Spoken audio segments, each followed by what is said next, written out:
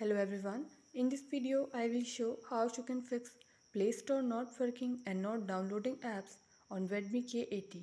Before starting this video, please press the bell icon or do subscribe this channel. Let's start our video without wasting any time.